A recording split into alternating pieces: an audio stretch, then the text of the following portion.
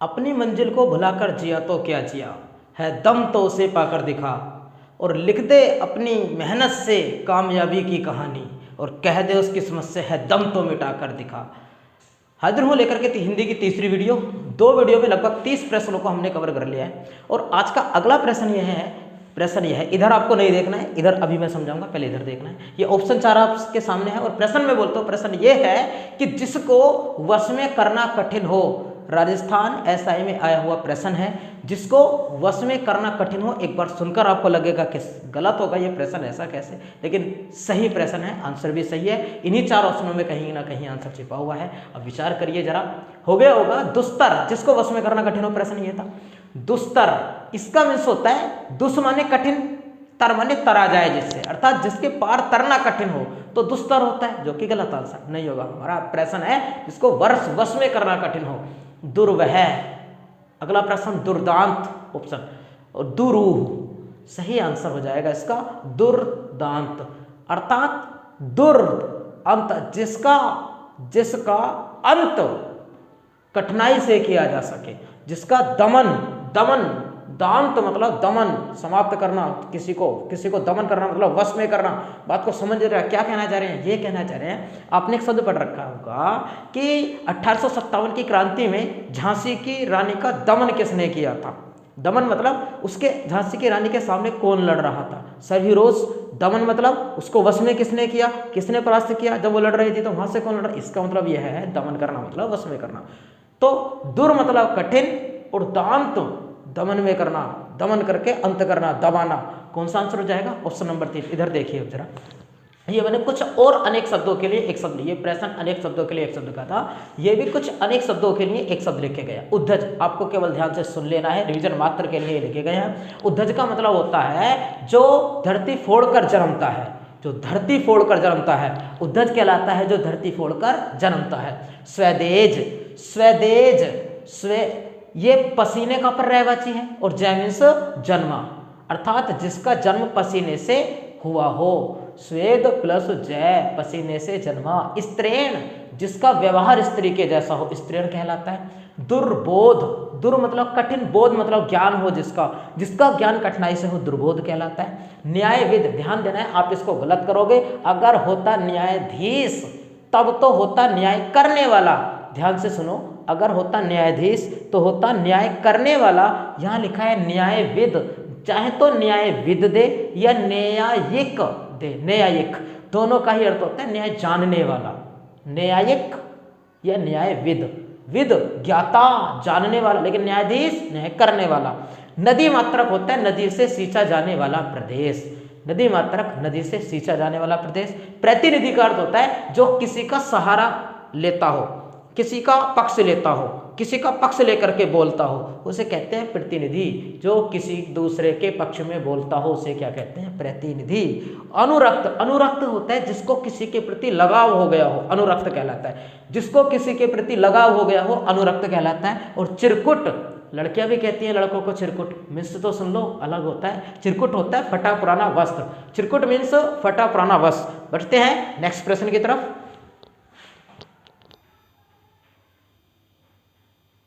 Next प्रश्न यह है, 4 ऑप्शन आपको दिए गए हैं, आपको बताना है कि कौन सा अनेक शब्दों के लिए एक शब्द सही मेल नहीं खाता है। अच्छा प्रश्न, दमदार प्रश्न, विचार करिए।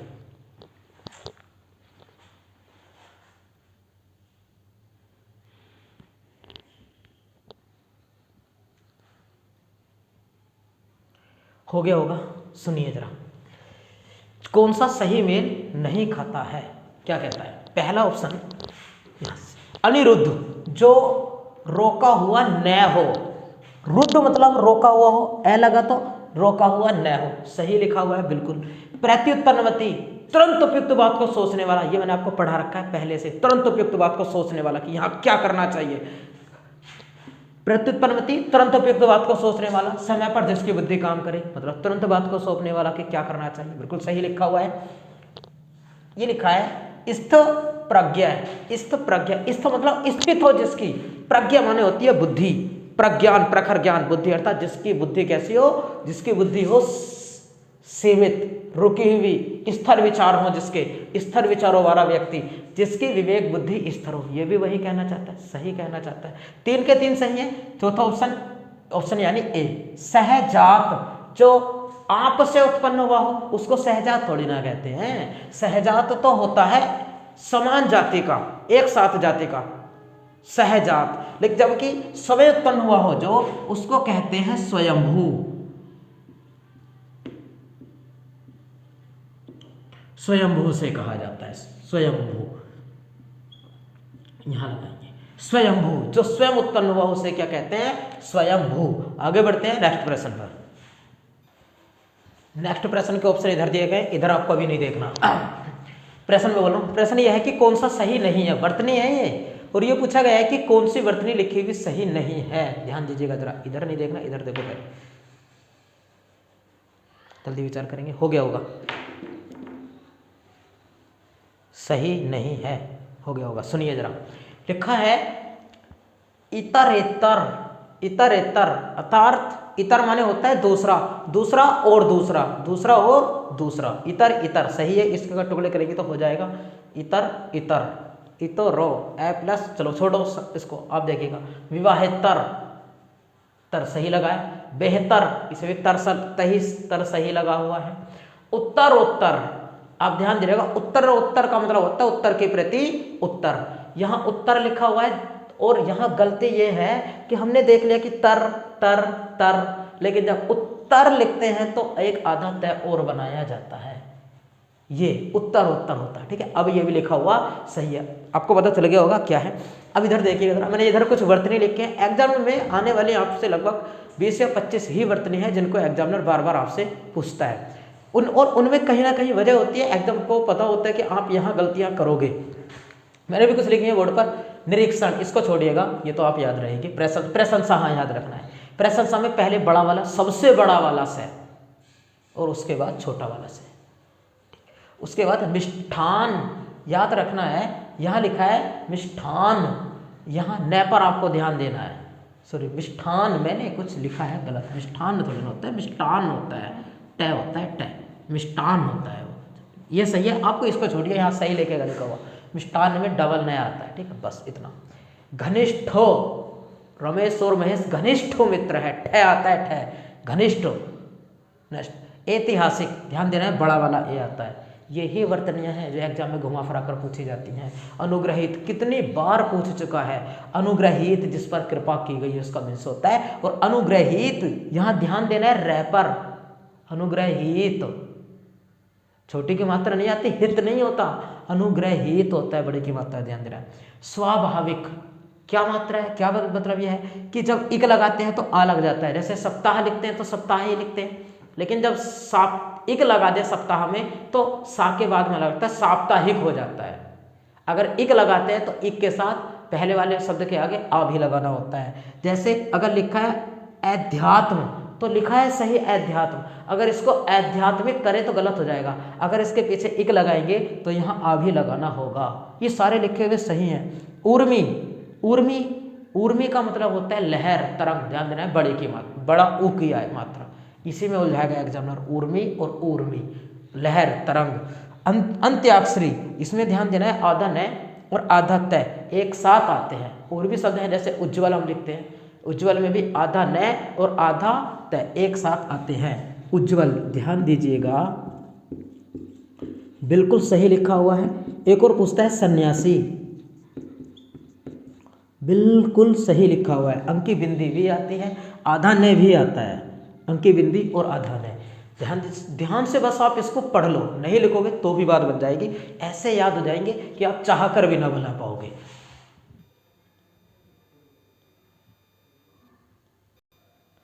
नेक्स्ट आसान प्रश्न है, बहुत आसान प्रश्न है। आसान सा प्रश्न ये पूछा गया है कि किस ऑप्शन में, किस वाक्य में संप्रदान कारक प्रयोग हुआ है, संप्रदान कारक प्रयुक्त हुआ है, ध्यान दीजिएगा।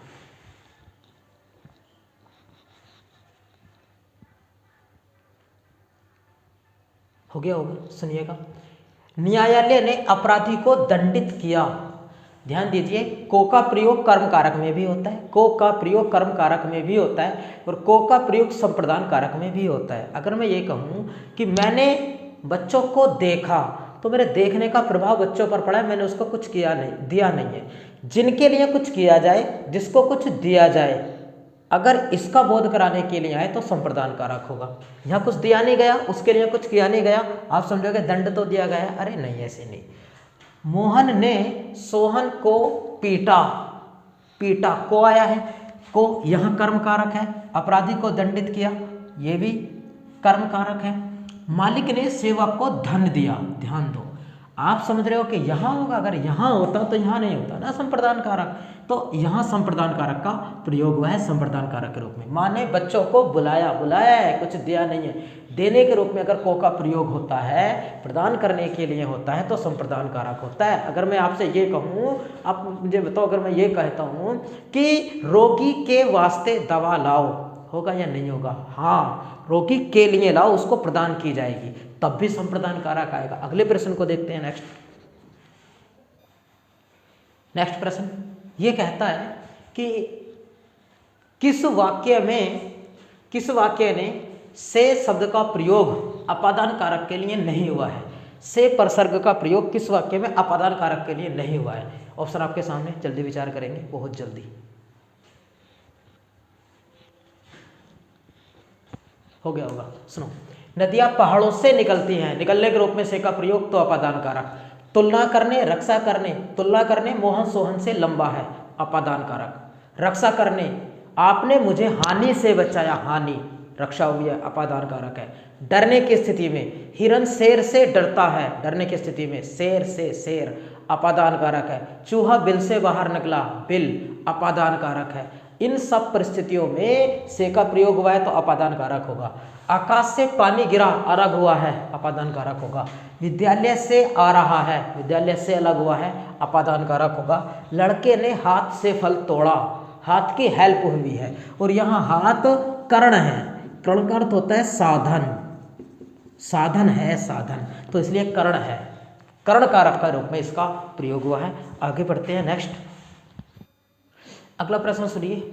प्रश्न है, चार ऑप्शन में से आपने पहचाना कि कौन सा ऑप्शन है जिस ऑप्शन के दोनों शब्द स्त्रीलिंग हैं, दोनों के दोनों शब्द स्त्रीलिंग है, ये पहचानना है, जल्दी पहचानेंगे। ट्रिक लगाइए, मेरी वाली जो ट्रिक मैंने आपको बता रखी है। किस ऑप्शन में दोनों के दोनों शब्द स्त्रीलिंग हैं? सुनिए जरा, अब हो गया होगा। भूख और नाच लगाइए, क्या शब्द लगाते हैं? या तो मेरी लगाते हैं, या फिर अच्छी लगाते हैं, या फिर बड़ी लगाते हैं, बड़ी या बड़ा। जैसे अब लगा करके देखेंगे कैसे। अगर ये कहा है कि उसे बड़ी भूख लगी है या बड़ा भूख लगा है, स्त्रीलिंग पुल्लिंग रख करके देखते हैं, इसका मतलब बड़ी भूख लगी है, भैया बड़ा, बड़ा है तो गलत है, इसलिए स्त्रीलिंग है। मेरा नाच या मेरी नाच, मेरा नाच या मेरी नाच, मेरा नाच, मेरा शब्द लगा इसलिए ये पुल्लिंग है, गलत हो गया। एक स्त्रीलिंग एक पुल्लिंग, हमसे पूछा है, दोनों शब्द पुल्लिंग है, दोनों शब्द पुल्लिंग है। चाल चलन और मिठास, उसका चाल चलन, उसकी चाल चलन, उसका चाल चलन, उसका चाल चलन, कैसा है? पुल्लिंग है। और मिठास, मेरी मिठास, अच्छी मिठास, बड़ी मिठास या बड़ा मिठास, नहीं बड़ी, ये गलत हो गया, ये पुल्लिंग है, ये स्त्रीलिंग है। मेरी बात, मेरा बात, मेरी बात, कैसा है? मेरी, स्त्रीलिंग है। खेत, मेरा खेत, मेरी खेत, मेरा खेत, ये भी गलत हो गया। अच्छी चमक, हाँ, बड़ी चमक, सही बात है। आहट, उसकी आहट, उसका आहट, उसकी आहट, उसकी चमक, उसकी आहट, दोनों शब्दों के आगे उसकी लग रहा है और उसकी शब्द स्त्रीलिंग है, इसलिए ये पहला वाला जो ऑप्शन है वो इसका सही आंसर हो जाएगा। यही तरीका है पहचानने का, आपको इस शब्द रखिए, उसके आगे तुरंत पहचान पड़ेगी। नेक्स्ट प्रश्न कहता है कि किस ऑप्शन में मध्यम पुरुषवाचक सर्वनाम का प्रयोग हुआ है? किस ऑप्शन में मध्यम पुरुषवाचक सर्वनाम का प्रयोग हुआ है? जल्दी विचार करेंगे। मध्यम पुरुषवाचक सर्वनाम का प्रयोग हुआ है, मध्यम पुरुषवाचक सर्वनाम का प्रयोग हुआ है। उम्मीद है यहाँ हो गया होगा।